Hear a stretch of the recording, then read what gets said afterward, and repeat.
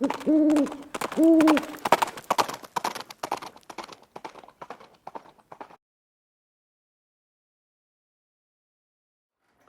guys, it's Viejo here, and we're into the second week of June in 2025. Another kind of a typical late spring day here on the central coast of California. It's what we call the June gloom season. We get overcast in the morning till midday or so, and it clears up for the afternoon.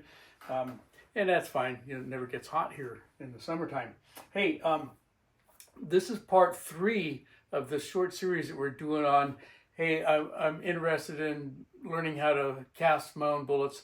Where do I start? And we did a couple parts of that already, and those 2 pieces are linked down in the description box. It turns out that there were some things that you needed to have lined up before you even went out and bought your equipment. There were some considerations that needed your assessment before it was time to buy gear. Then in part 2, we start talking about, okay, what does Viejo think you need in the way of equipment to get started?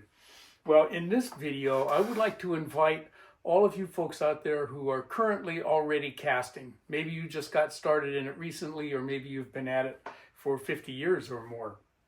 But I want to dedicate the comments section to your thoughts and ideas about, hey, what was it about the way I started casting that I wish I had done a little bit differently?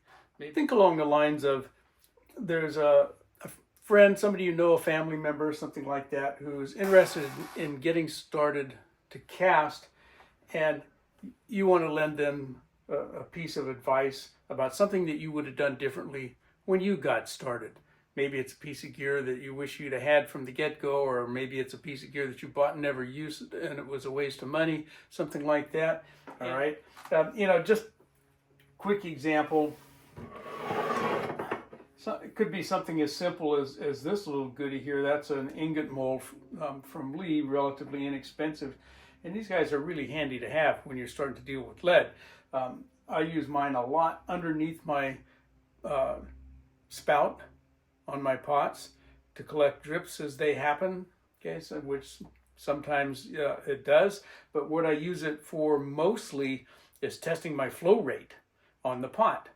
Okay, before I start to pour my lead into the mold itself, because we want that flow rate's important, and you need to flow lead out of there to somewhere besides into the mold to check that rate.